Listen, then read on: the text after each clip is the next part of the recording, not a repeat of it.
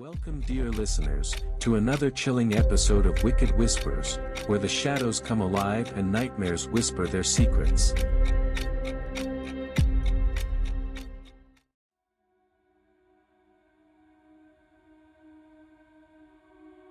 The night was heavy with an eerie stillness, the kind that clings to your skin and whispers secrets in the wind.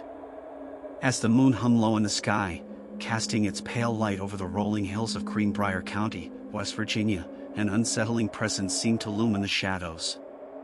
In the quiet town of Meadow Bluff, the townsfolk were oblivious to the spectral drama about to unfold, a drama that would forever blur the lines between the living and the dead. In the winter of 1897, Zona Heaster, known to her friends and family as Zona, was a vibrant 23-year-old woman. She had recently married Erasmus Edward Stripling Trout Shue, a blacksmith who had moved to Greenbrier County looking for work. Despite some initial reservations about Shue, Zona's mother, Mary Jane Heaster, reluctantly accepted the marriage, hoping for her daughter's happiness. On a cold January day, tragedy struck. A young boy, sent by Shue on an errand, discovered Zona's lifeless body at the foot of the stairs in her home. Her head was tilted to one side, and her eyes were wide open, staring vacantly into the distance. The boy ran for help, and Dr. George W. Knapp, the local physician, was called to the scene.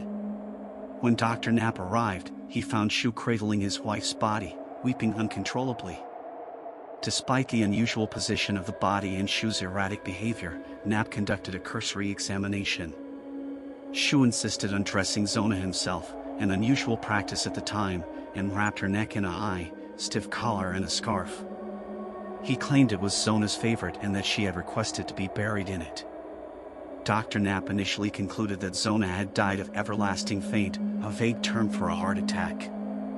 However, he later changed the cause of death to complications of pregnancy, although there was no evidence to support this diagnosis. Zona was buried quickly, and the town began to move on from the tragic event.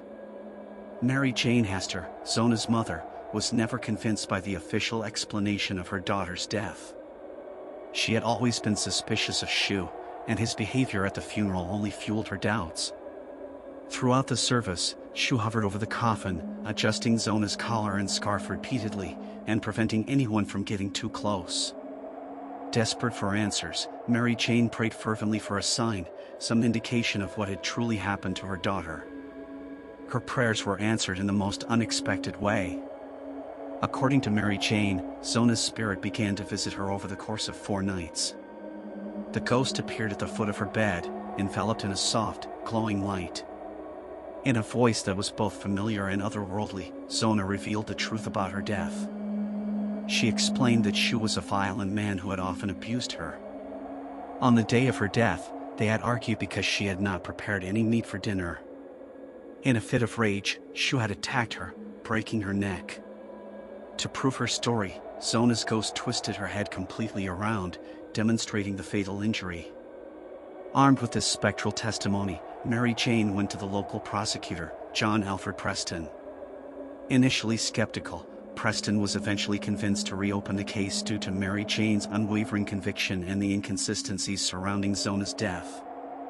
An exhumation was ordered, and Dr. Knapp, along with 2 other physicians, conducted a thorough autopsy. They discovered that Zona's neck had indeed been broken, and her windpipe was crushed. Bruising indicated that she had been strangled. The findings confirmed what Zona's ghost had revealed: her death was not accidental but a result of foul play. Edward Shue was arrested and charged with the murder of his wife. The trial, held in June 1897, drew significant attention due to the bizarre circumstances.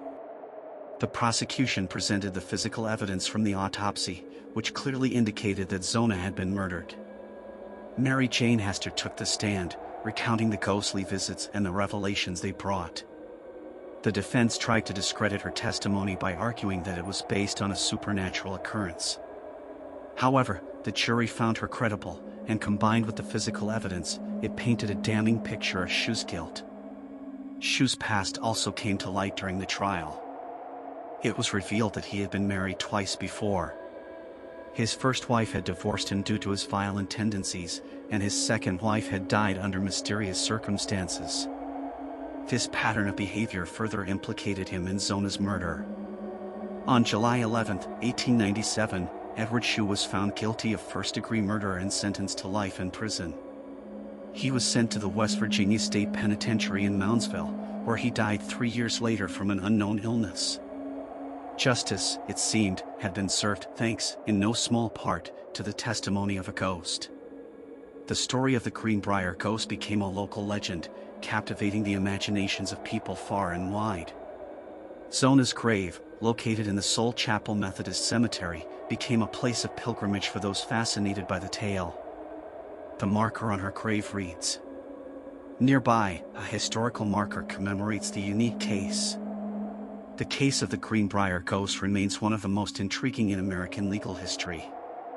It is the only known instance where the testimony of a ghost was accepted as evidence in a court of law. The story has been passed down through generations, a chilling reminder of the mysteries that lie beyond the veil of death. Even today, the legend of the Greenbrier Ghost continues to intrigue and inspire. Paranormal enthusiasts and ghost hunters frequently visit Zona's grave and the site of her former home, hoping to catch a glimpse of her restless spirit. Some claim to have felt a occult presence or heard whispers on the wind, but concrete evidence of her ghost remains elusive.